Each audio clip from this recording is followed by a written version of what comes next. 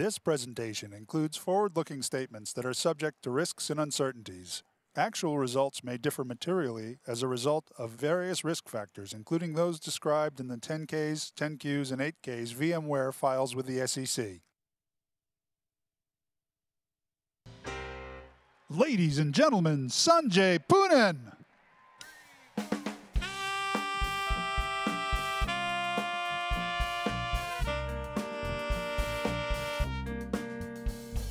For the Jazz Mafia from Oakland, California. Good to be with you all. Welcome to Late Night with Jimmy Fallon. I meant early morning with Sanjay Poonen. And to our set. It's the first time we're doing a live band, and jazz and blues is my favorite. You know, I'd prefer a career in music, playing with Eric Clapton in that band, than software, but, you know, life has a different way of things, and I'm delighted to have you all here. Wasn't yesterday's keynote just awesome, off the charts? I mean, Pat and Ray, you just guys, I thought it was the best ever keynote. And I'm not kissing up to the two of you. If you know Pat, you can't kiss up to him, because if you do, you'll get an action item list at 4:30 in the morning that's 10 long, and you'll be having nails for breakfast with him. But, Pat, it was delightful, and I was so inspired by your tattoo that I decided to kind of one-up you.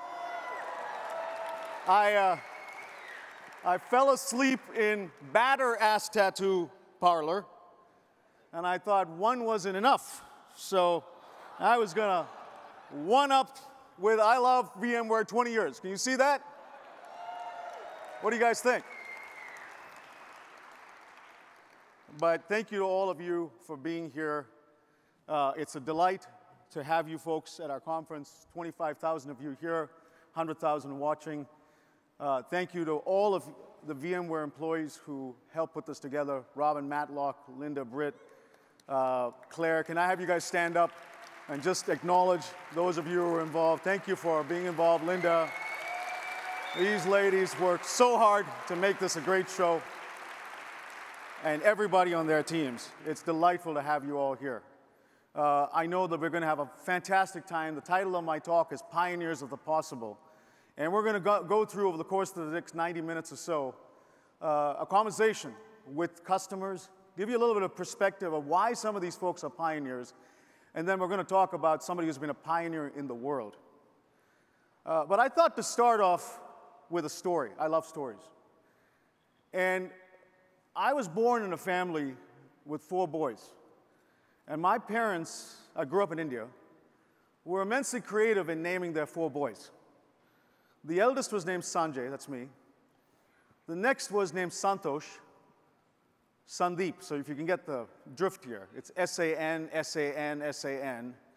And the final one, my parents got even more creative and called him Sunil, S-U-N.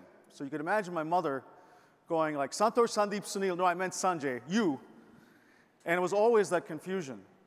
And then I come to the United States as an immigrant at age 18, and people see my name. And most Americans hadn't seen many Sanjays before, so they call me Sanjay. I mean, of course, it sort of sounds like vSAN, right? So Sanjay. So for all of you vSAN lovers. Then I come to California, 4 years later, work at Apple, and my Latino friends see my name, and it sort of sounds like San Jose. So I get called Sanjay. Okay?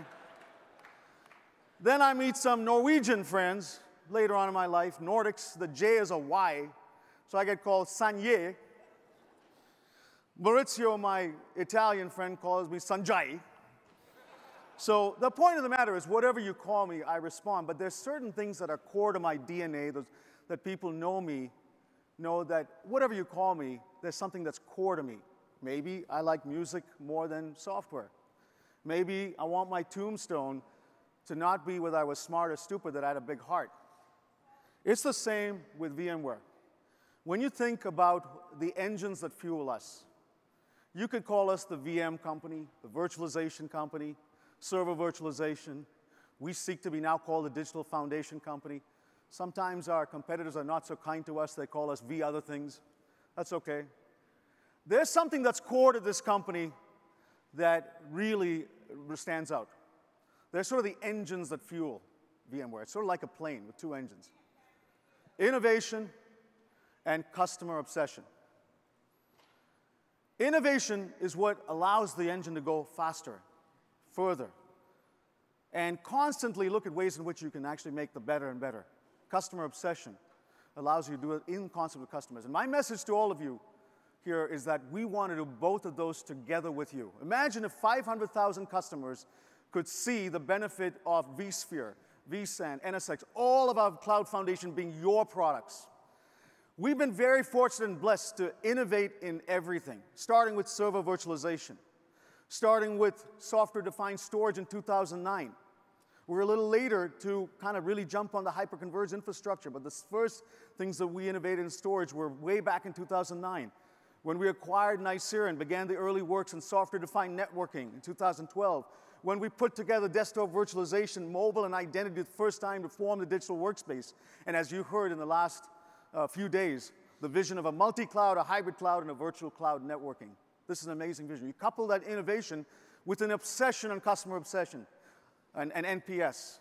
Every engineer and sales rep and everybody in between is compensated on NPS. If something is not going well, you can send me an email. I know you can send Pat an email. You can send the good emails to me and the bad emails to scott.betos@vmware.com. No, I'm kidding. We want all of you to feel like you're plugged into us, and we're very fortunate. This is your vote on NPS. We've been very blessed to have the highest NPS, and that is our focus, but innovation done with customers. I shared this chart last year, and it's sort of our Sesame Street simple chart. I tell our sales reps, this is probably the one chart that gets used the most by our sales organization. If you can't describe our story in one chart, you have 100 PowerPoints, you probably have no power and very little point. The fact of the matter is that the data center is sort of like a human body. You've got your heart that's compute, you've got the storage, maybe your lungs, you've got the nervous system that's networking, and you've got the brains that's management. And what we're trying to do is help you make that journey to the cloud. That's the bottom part of the story. We call it the cloud foundation. The top part, and it's all serving apps, the top part of that story is the digital workspace. So very simply put, and that's the desktop, moving edge, and mobile. The digital workspace meets the cloud foundation. The combination is a digital foundation company. That's what VMware does. And we've begun this revolution with a focus on impact. Not just making an impression, making an impact. And there's 3 C's that all of us collectively have had an impact on. Cost, very clearly, I'm going to walk you through some of that. Complexity, and carbon. And the carbon data was just fascinating to see some of that yesterday from Pat. vSphere started off this revolution. When we started this off 20 years ago, these were stories. I just picked up some of the material. People would send us electricity bills of what it looked like before and after vSphere, with a dramatic reduction in cost off the tune of 80+%. People would show us 10, sometimes 20 times value creation from server consolidation ratios. I think if the story goes right, Intel initially sort of fought VMware, didn't want to have it happen. Dell was one of the first investors. Pat and Michael, do I have that story right? Good. It's always a job, fulfilling to agree with my boss and my chairman as opposed to disagree with them. So that's how it got started. And over the years, this has been an incredible story.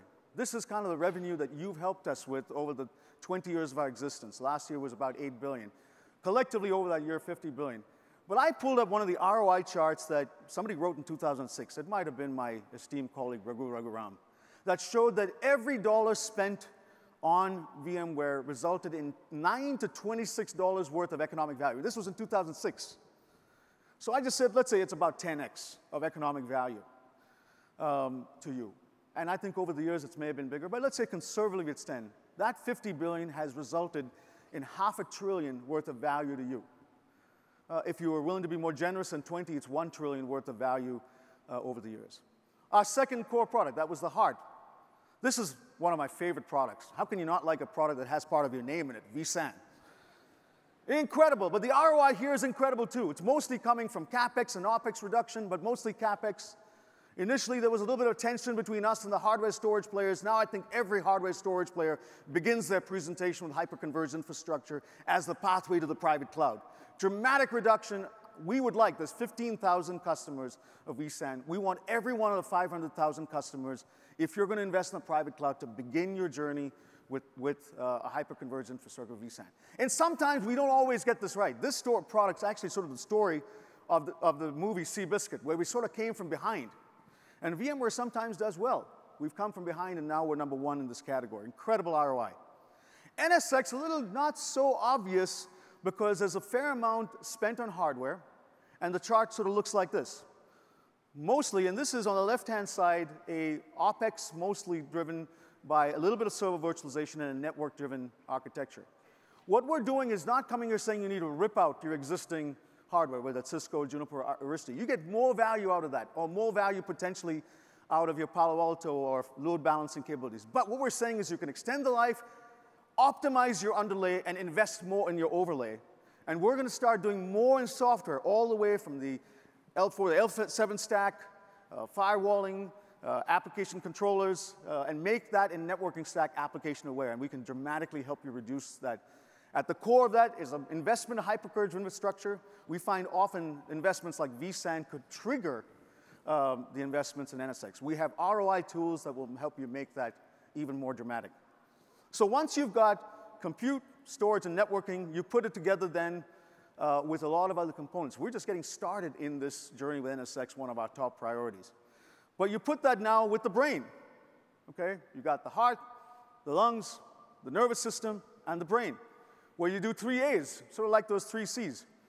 You've got automation, you've got analytics and monitoring, and of course, the part that you saw yesterday, AI, and all of the incredible capabilities that you have here. When you put that now in a place where you've got the full SDDC stack, you have a variety of deployment options. Number one is deploying in a traditional hardware-driven type of on-premise environment. Okay, and here's the cost. We accumulate over 2,500 VMs. Or you could deploy this in a private cloud with a software-defined data center with the components I've talked about, and the additional cost also for cloud bursting, DR, because you're usually investing that sometimes in your own data centers. Or you have the choice of now building and redoing some of those apps for public cloud. But in many cases, you're going to have to add on a cost for migration and refactoring those apps. So it is technically a little more expensive, and you factor in that cost on any of the hyperscalers. We think the most economically attractive is this hybrid cloud option, like VMware Cloud. And where you have, for example, all of that DR capabilities built into it. So that, in essence, folks, is the core of that story. And what I've tried to show you over the last few minutes is the economic value could be extremely compelling. We think at least 10 to 20x in terms of how we can generate value. So rather than me speak more in words, I'd like to welcome my first panel. Please join me in welcoming on stage our guests from Brinks, from Sky, and from National Commercial Bank of Jamaica. Gentlemen, join me on stage.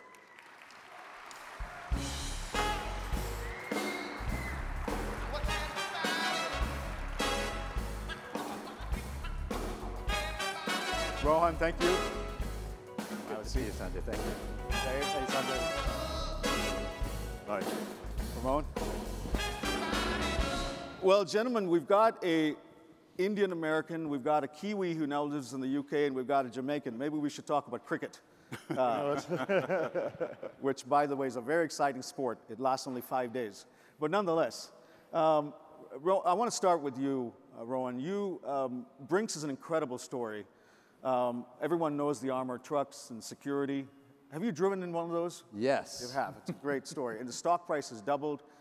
You're a CIO that brings business and IT together. Maybe we can start there. How have you effectively been able to do that in bridging business and IT? Thank you, Sanjay. So let me start by describing who is the business, right? Who is Brinks? So Brinks is the #1 secure logistics and cash management services company in the world.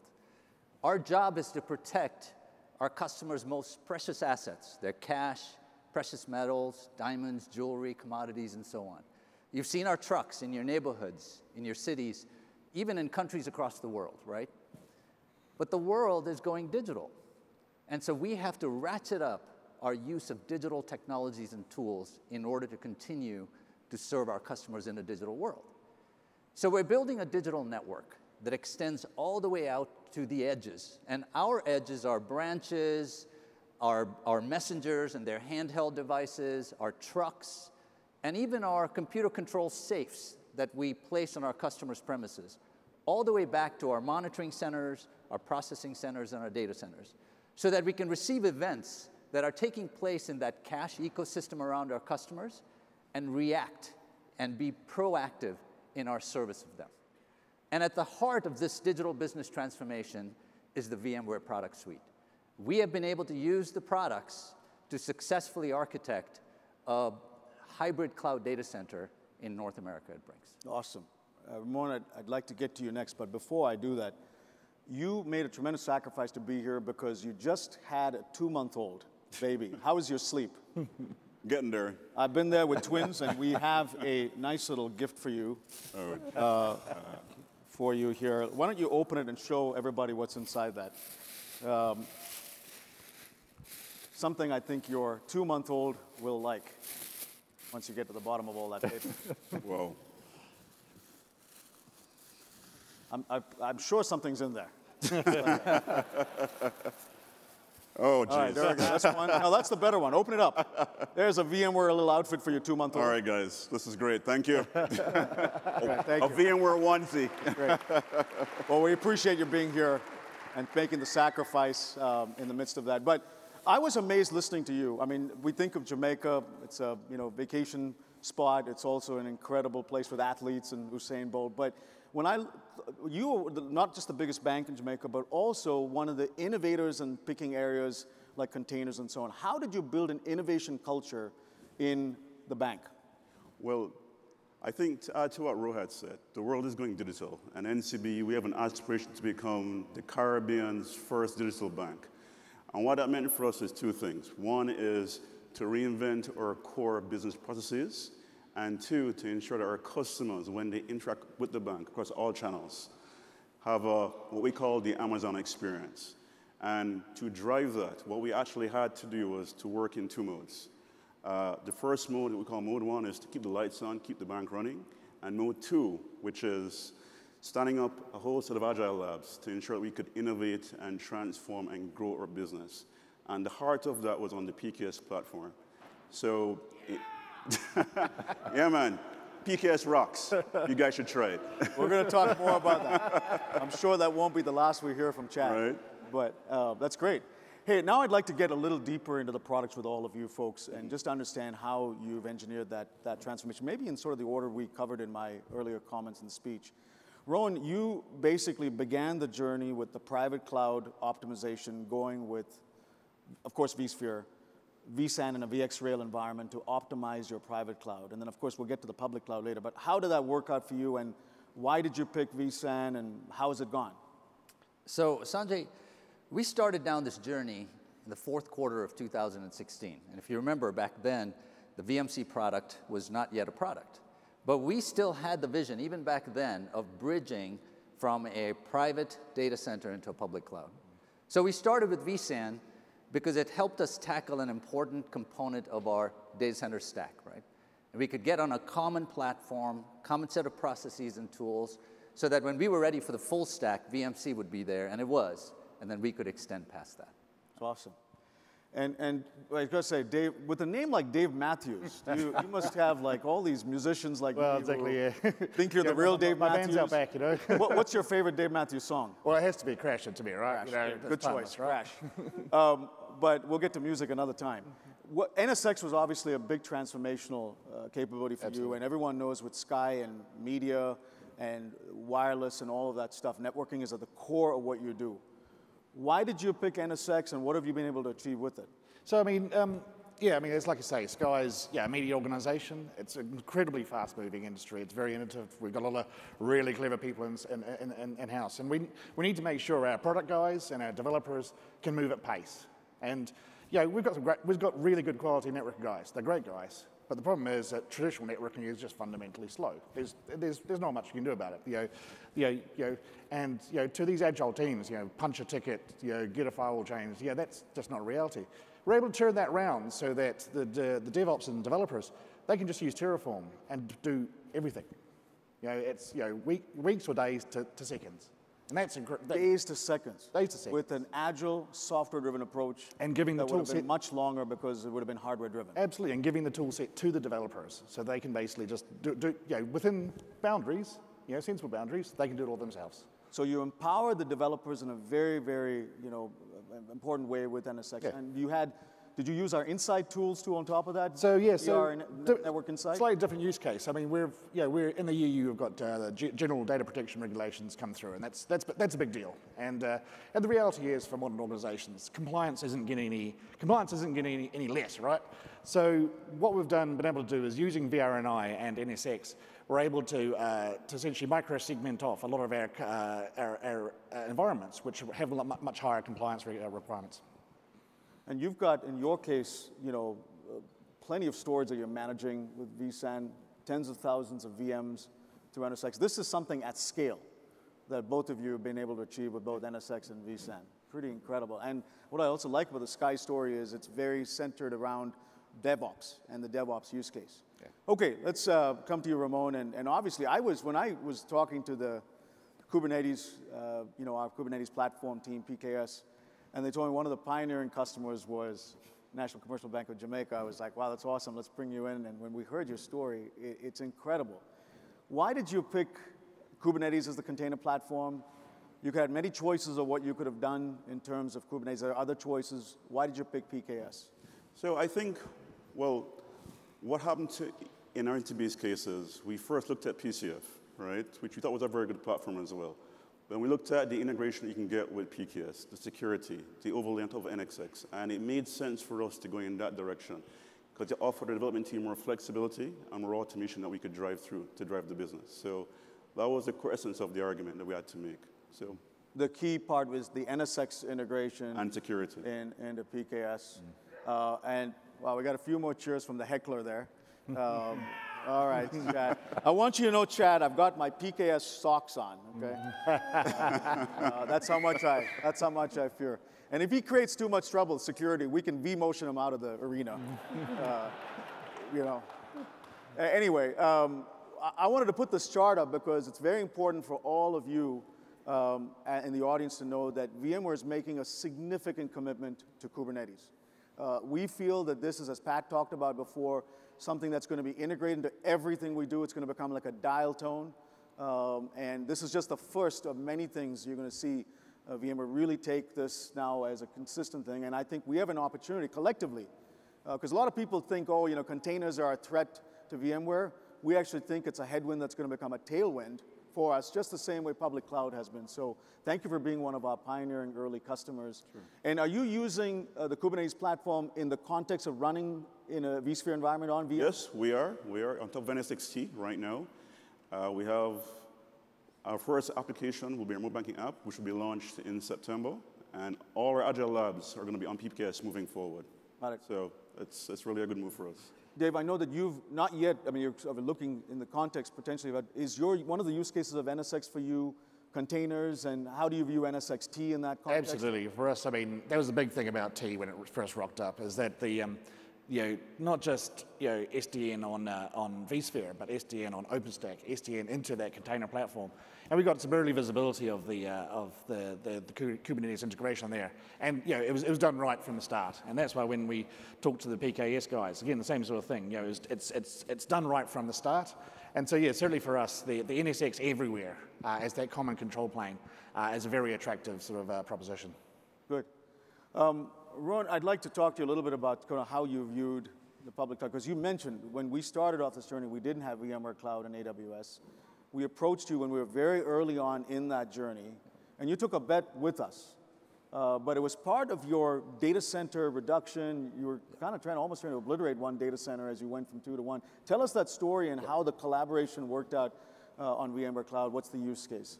So, as I said, our vision was always to bridge to a public cloud, right? So we wanted to be able to use public cloud environments, to incubate new applications until they stabilize, to flex to the cloud, and ultimately, disaster recovery in the cloud. That was the big use case for us. We ran a traditional data center environment where we run across 4 regions in the world. Each region had 2 to 3 data centers. One was the primary, and then usually you had a disaster recovery center where you had all of your data hosted, you had a certain amount of compute, but it was essentially a cold center, right? It sat idle, you did your test once a year. That's the environment we were really looking to get out of. Once VMC was available, we were able to create the same VMware environment that we currently have on-prem in the cloud, right? The same network and security stack in both places. And we were actually able to then decommission our disaster recovery data center. Took it off. Just took it off, and we moved. We've got all of our mission-critical data now in the AWS instance using VMC.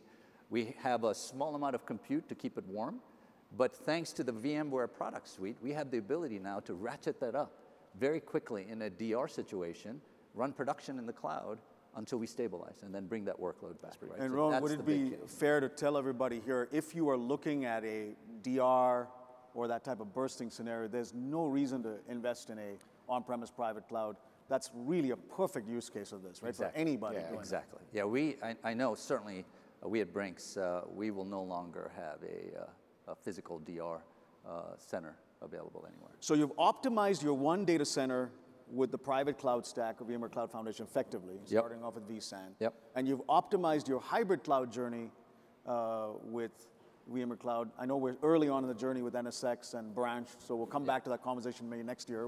I discovered new things about this guy. I just found out last night that he grew up in the same town as me in Bangalore and went to the same school. So we will keep down that journey of discovery. Schools. All right, rival schools. But the last 2 years was the same school.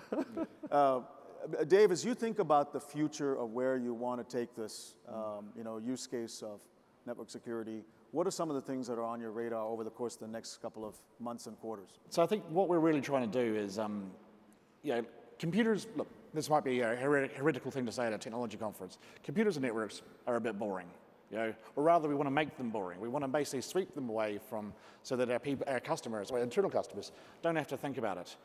And that we can bake in that compliance, that security, that whole framework around it, regardless of where that workload is living, on-premise, off-premise, everywhere, and even actually potentially out to the edge.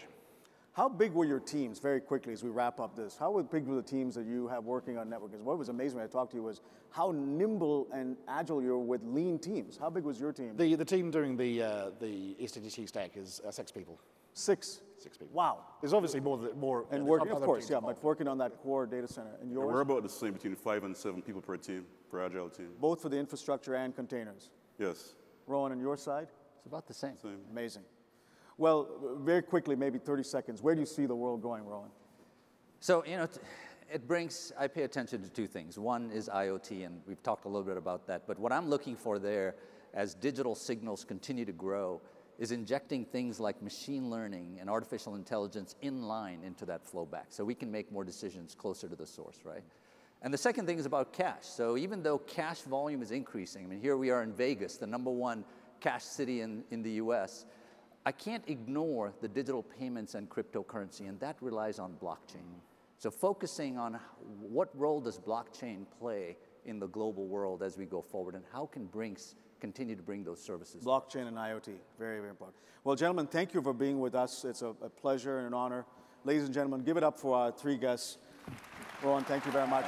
Dave, Thank you. Ramon, thank you very much. Thank you. Very much. Thank you very much. So as you saw there, it's great to be able to see and learn from some of these pioneering customers, and hopefully the lesson you took away was wherever your journey is, you could start potentially with the private cloud, embark on the journey to the public cloud, and then now comes the next part, which is pretty exciting, which is the journey of the desktop removal, digital workspace. And that's the second part of this that I want to explore with a couple of customers. But before I do that, I want to set the context of why what we're trying to do here also has economic value.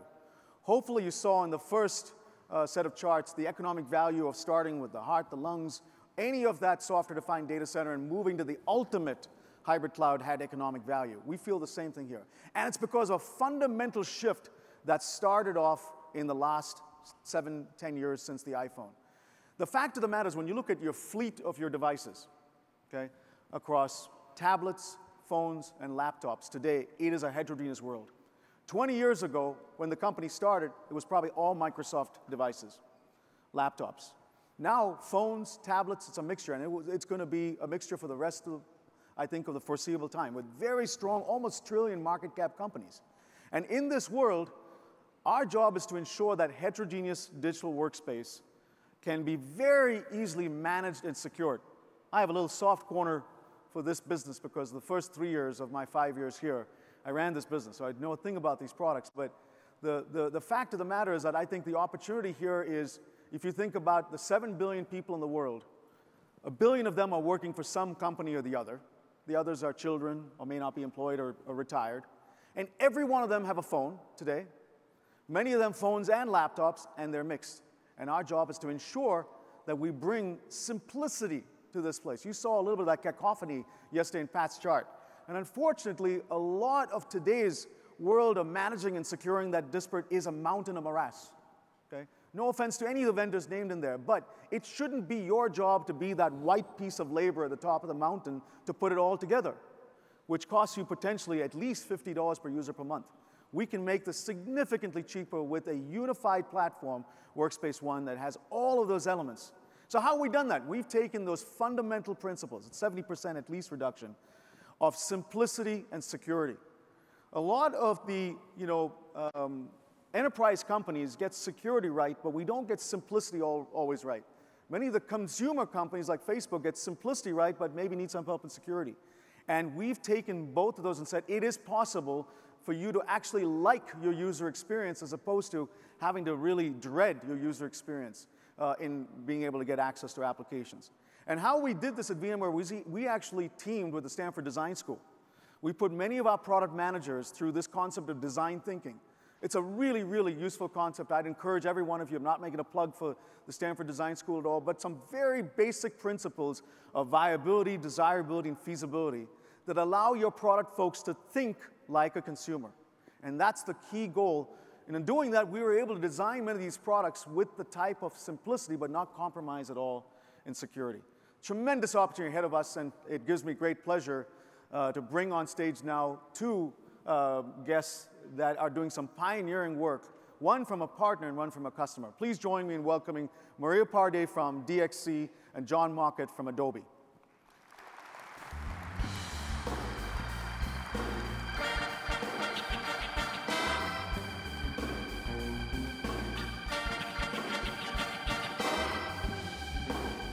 Thank you, Maria. Have a seat. Hi, John. Thank you for being here. Thank you, Maria and John, for being with us. Maria, I want to start with you.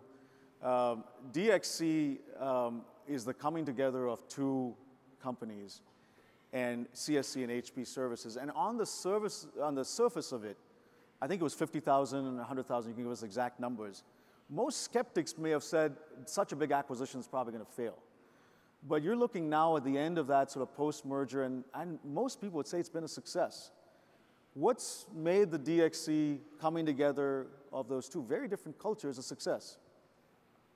Well, first of all, you have to credit a lot of very creative people in the space when the two companies came together.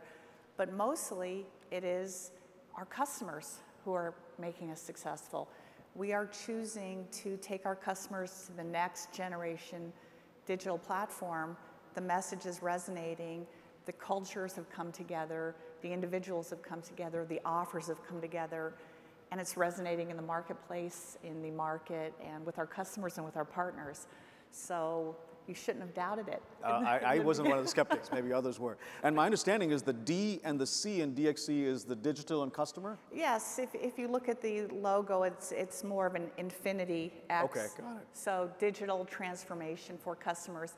But truthfully, it's we wanted to have a new start to some very powerful companies in the industry, and it really was, instead of CSC and HP, a new logo and a new start. And I think, it resonates very well with what I started off my keynote, which is talking about innovation and customers, focus on digital and customers.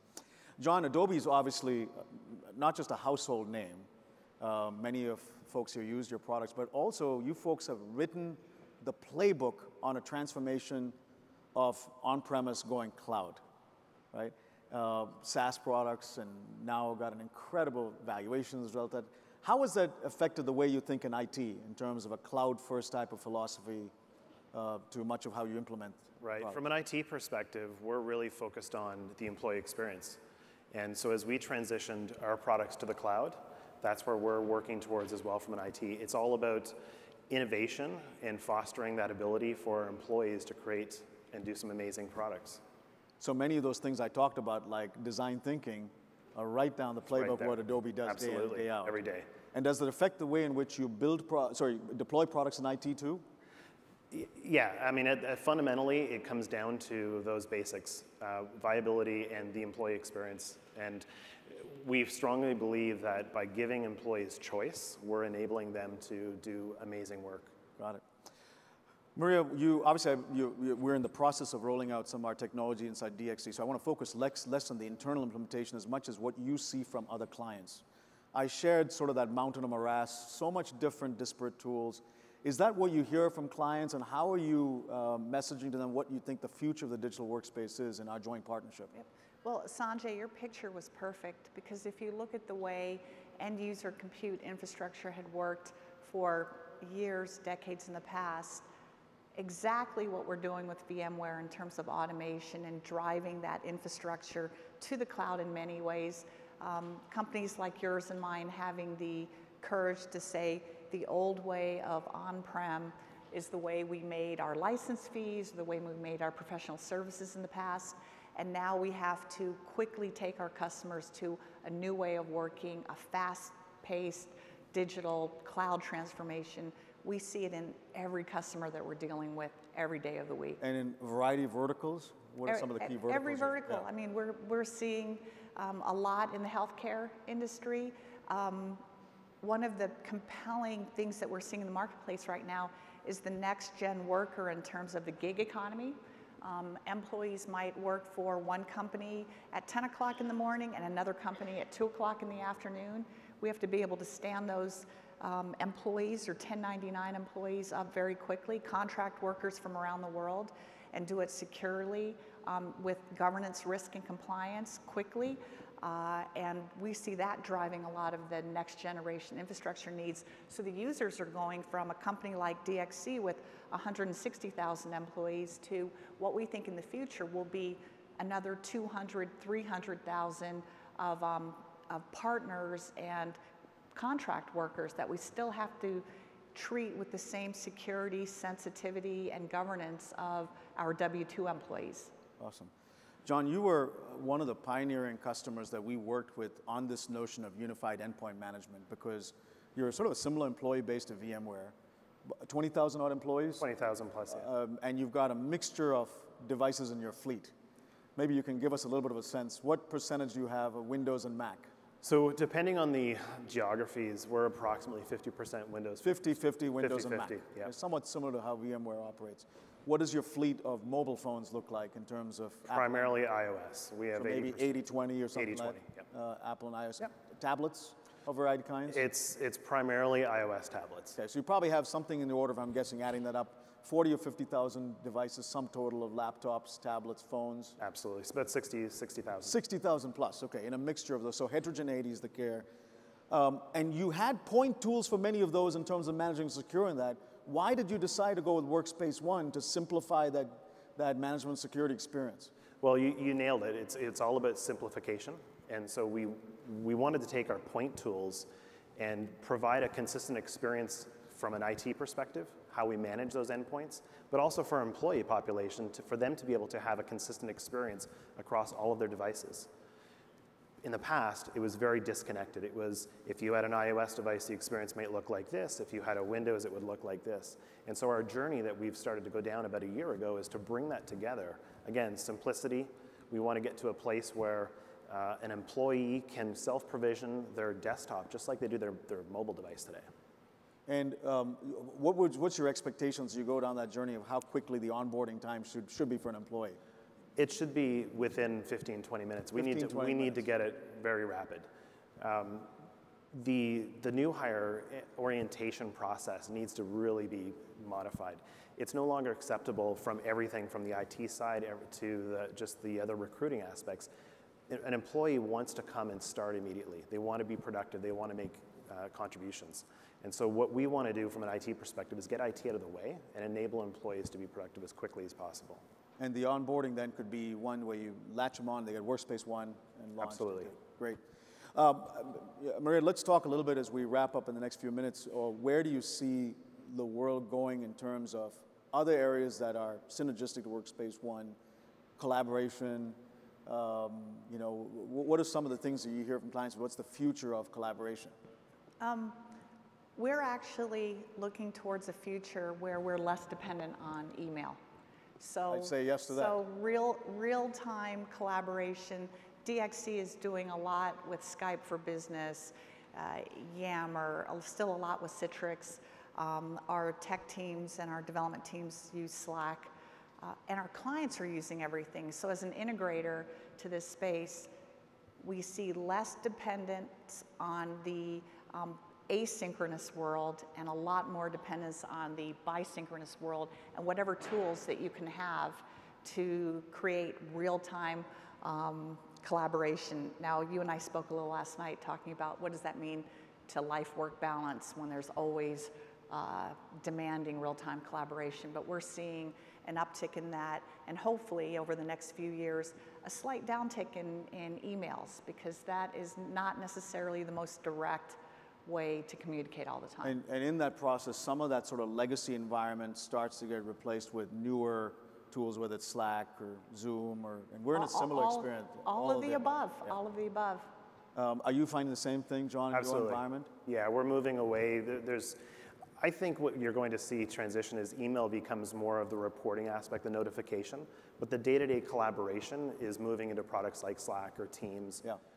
At Adobe, we're very video focused, and so even though we may be a very global team around the world, we will typically communicate over some form of video, whether it be Blue Jeans or Jabber or whatnot. So you've got Blue Jeans for your collaboration. Yeah, we've internally used WebEx and Zoom and also a lot of Slack, and we're happy to announce, I think at the breakouts we'll hear about the integration of Workspace ONE with Slack. We're doing a lot with them. Maria, I want to end with the final question with you. Obviously, you're very passionate about a cause that we also love and are passionate about, and we're going to hear more about from Malala, which is more women in technology, diversity and inclusion, and especially in the areas of STEM. And you are obviously a role model in doing that. What would you say to some of the women here and others who may be mentors to women in technology of how they can shape their career? I think probably the women here are already rocking it and doing what you need to do. So